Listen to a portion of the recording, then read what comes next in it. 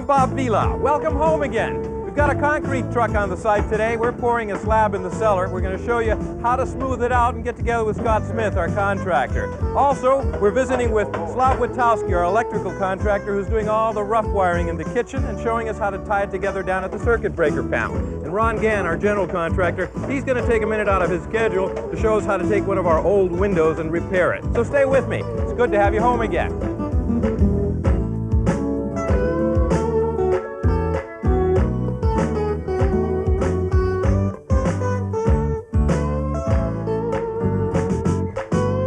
Sears presents Home Again with Bob Vila. Up a little bit, down here. Mark that right there. That's good. Right now, let's join Scott Smith, our concrete man. Hi, Scott. Good morning, Bob. Let me interrupt you here. What are you guys doing? Well, we're shooting a grade with the transit, a level line, which would be marked onto this stake. What do you call this stake? It's just a grade stake that we use for leveling out our concrete. Yeah. And this will be where we pour the top of the concrete to. Okay, and we've got several of these in the room. Correct. I have about 4 of them in the We're pouring a slab that's roughly about 20 by 20. Correct. Okay. Correct. How do you make sure that it's the same level up at against the foundation wall? Well, then from this point, we transfer our red line over to this mark, and we'll snap a red line right on the wall on the whole outside perimeter. And that will be the level line across the whole perimeter? Across the whole floor, and it's the same as the stakes. But how do you do that? How do you get that line? We shot it with the transit, or we also take this, which is a strike off, set it on our mark, and then mark our wall level, and then stamp our line. Oh, that's a good tool to have. It works out pretty easy. 10-footer, yeah. So at this point, you already have that reference line throughout the room? Correct. What's the next Correct. step? The next step is we'll put vapor barrier down, which is visqueen. Let's do it. And we drop this in. And this will keep the dampness from coming up through the concrete floor. Right. And then we cut out around our stakes. You don't need to pull it smooth? No, we just work it out, and then a mesh, when we put our mesh on, that'll hold it down. All right, so what do you call this stuff? This is 6 by 6 wire mesh. It's 6 inches square and number 10 wire gauge. That's the gauge of the wire. Correct. And why do you need to put it down? This will help the concrete slab from cracking. It'll keep the concrete from cracking Correct. out, right? Okay. Correct. Need some And more now, of it. Now we need another piece. We'll fill in the other areas.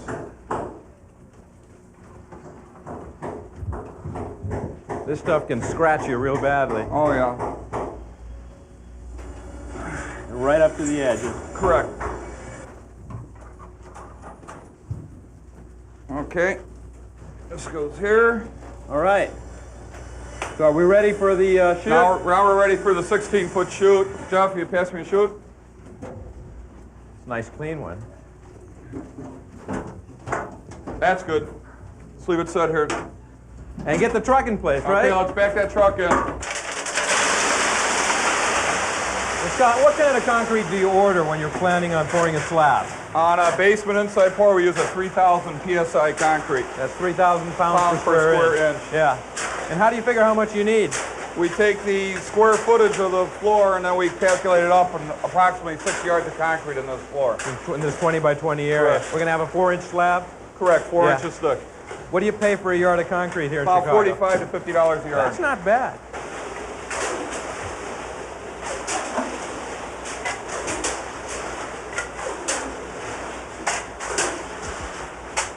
Can you hold that up, please?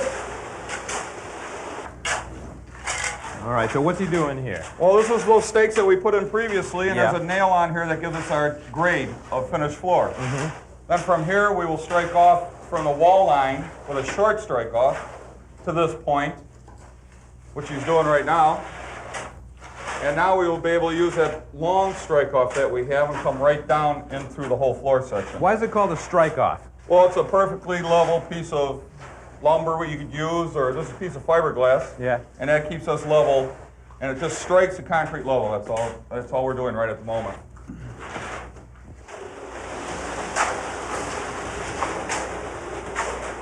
Oh, so he just uses the backside of that tool? Correct. There's a little hook on there. We're just pulling a mesh up. The wire, yeah. Get it halfway in the slab. So you don't want that reinforcing wire to be down with the bottom of Right. the You don't slab. want it on the bottom. Wouldn't serve any purpose. Wouldn't work, yeah.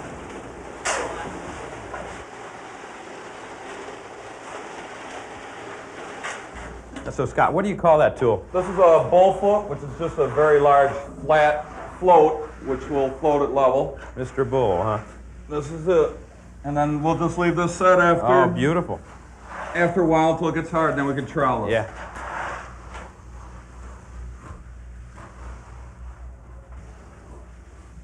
Okay, well now we have to let it set up for about 3 hours before we can start finishing it, right? Correct, yeah, it'll take about 3 hours, and then we'll be able to get on it and trowel it. Yeah, walk on it. Correct. Okay, so 3 hours have gone by and the concrete is set up enough that we can walk on it. And Scott, what are you doing to it now? Right now, Bob, I'm floating it with a magnesium float, which brings up the cream and the water. And then cream, that's just kind of the last remaining bit of water that you're trying to get up? Correct. We're just trying to get the cream up and level it out a little bit. And then after that, we're going to use a very thin magnesium trowel, which is bigger and smoother. Yeah. This will give it look at that. This will give it the fine finish after we're done. So it's that real smooth magnesium metal trowel that gives it that shiny finish. Correct. And that's just going to smooth it out, and that'll be it. When can we walk on it? How long should we wait? Probably by tomorrow morning you'll be able to walk on this with no problem. We'll give it at least 24 hours. Okay. Right. We're going to go meet with Ron and talk about repairing an old wooden sash after these messages.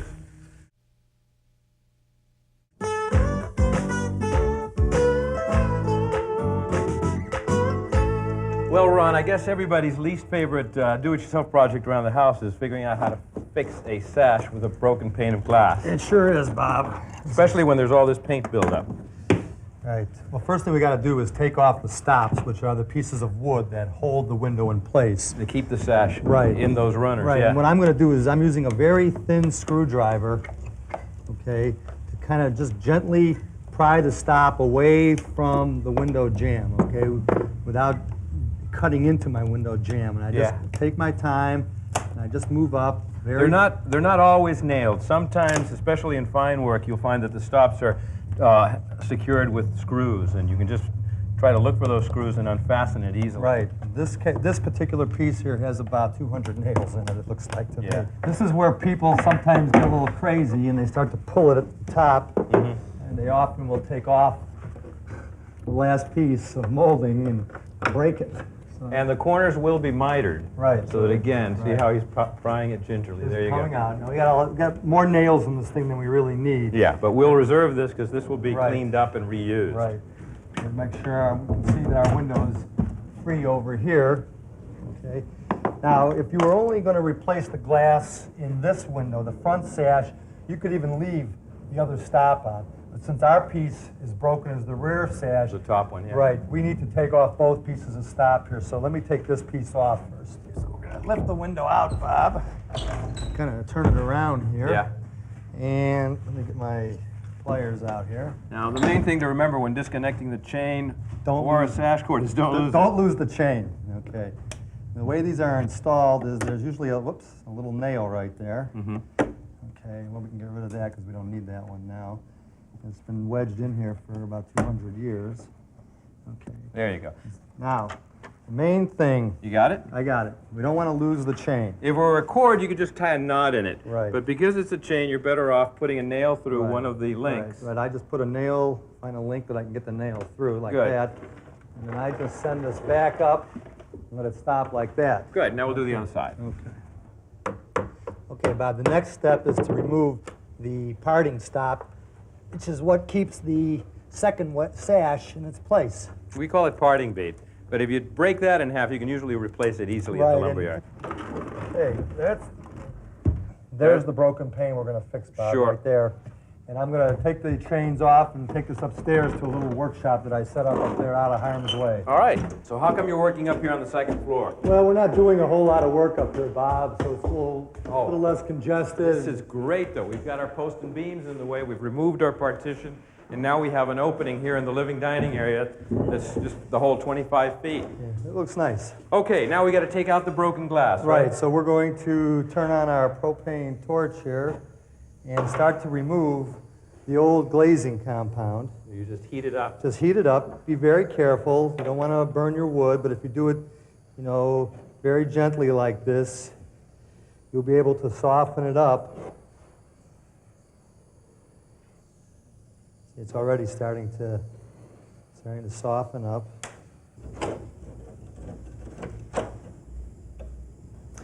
Okay, Bob, after all the glazing compound has been removed, the next step is to remove the glass. Now, since we have a piece that's already broken, we can take that piece out first. Sure. Okay, we want to put it out of our way.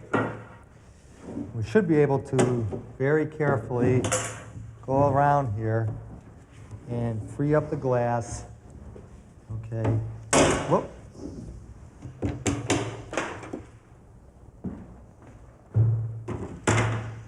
Okay, after the glass is out, just make sure you remove any little last bits of glazing compound, and then just use a little brush, a little wire brush with brass bristles in it to clean up the wood. Brass brush is pretty soft. Yeah, it's very soft, so it won't damage the wood. See, look at that, real nice. With a window this big, it's a good idea to first lay down a little bead of compound here. This is called back glazing. This will keep the window in here nice and tight. Okay, Bob, let's just set it right in.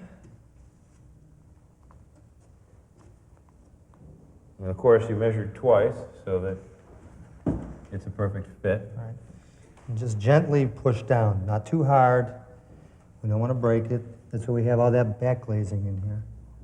Okay, after the glass is set, you want to put your push points in, which are little metal stays that help hold the glass in place. About every 8 inches, it's fine. Be very gentle when you do this. All right, now we're going to put the glazing compound on the weather side. And you can just glump it on there like that, Just because glump the it right knife is the secret. Right, and you just kind of put your knife at an angle. It's okay if the first pass with it, Bob, is not perfect. Come back a second time and just trim it nice and neat like that. There you go. Now, these are probably 80-year-old windows, but they're going to look real good in a minute. And while you got it done, it's always a good idea to clean it. But we'll do that while you watch these messages.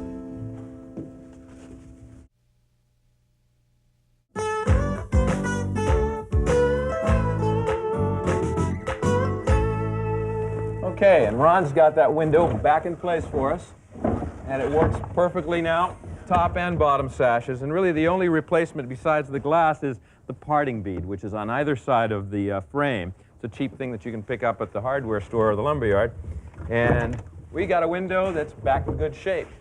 Let's take a little tour over here so that you understand what's happening. We're still missing a partition here. We've built part of it, but we're waiting to get rid of these old electrical cables, build a new wall that will separate our new master bedroom area from the galley kitchen. The galley kitchen is actually 24 feet across, 8 feet in width. And back at this end of it, we're breaking through the brick wall in order to install a door that will lead to the back stairs and the back deck.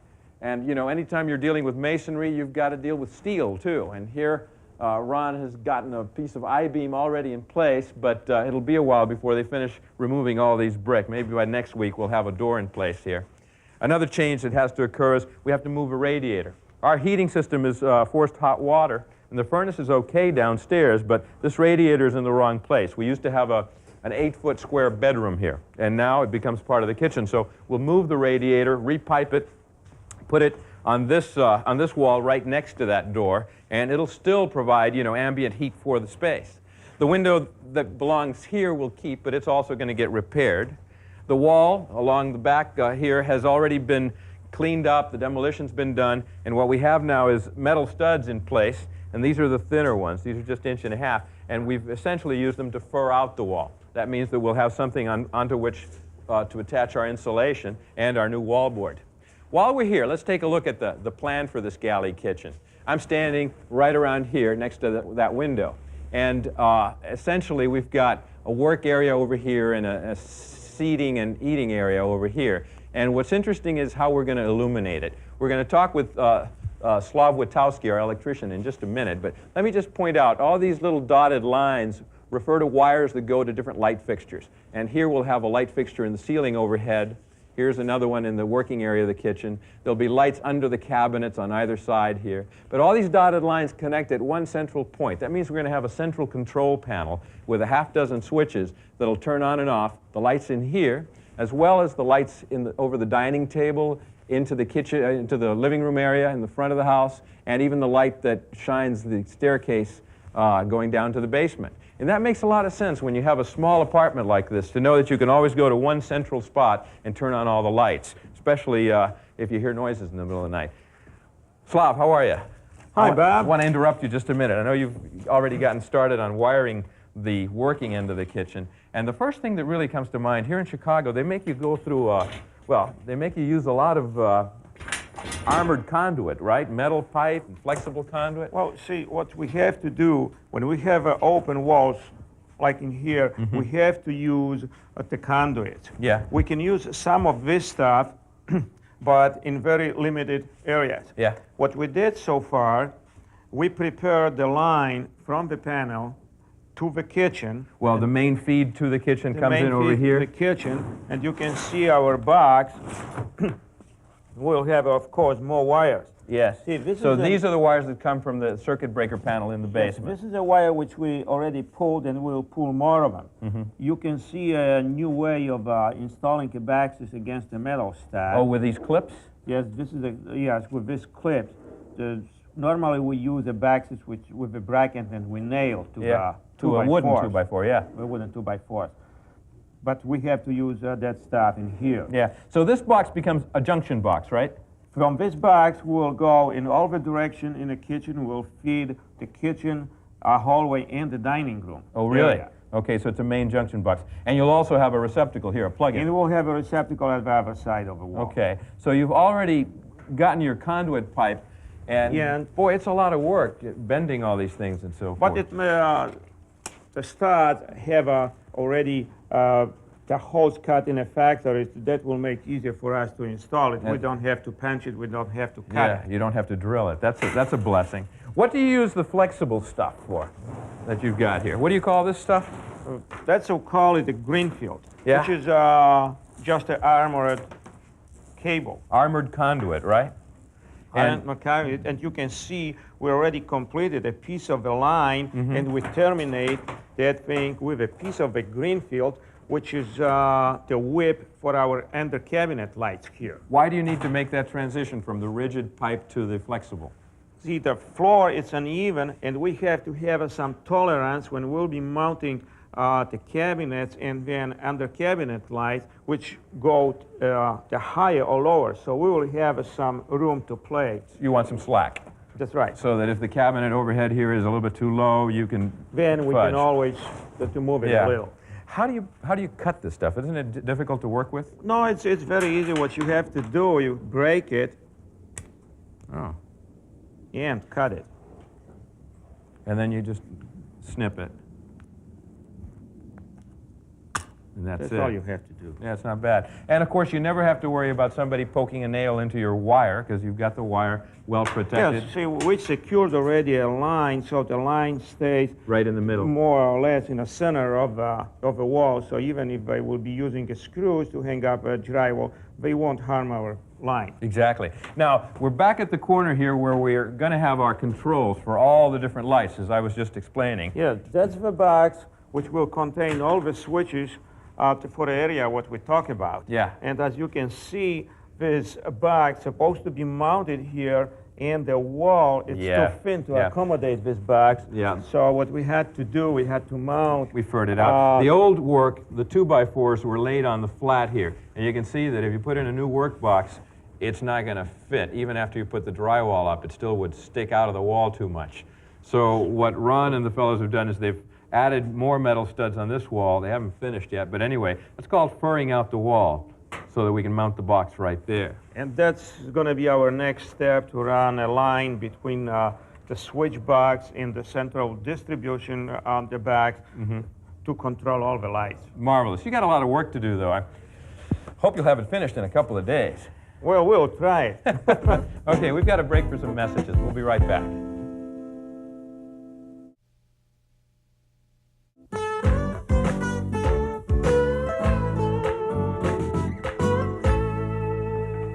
And that's a wrap. Come home again next week when we're going to show you how to lay up some brick. We're taking some of the salvaged brick from the back side of the house and using it to close up a window opening on the shady side. Then we'll go to the Chicago Merchandise Mart to tour a plumbing fixture showroom with some beautiful European items. And when we come back here, we'll be installing a window in one of our masonry walls on the sunny side. So don't miss it. It's good to have you home again.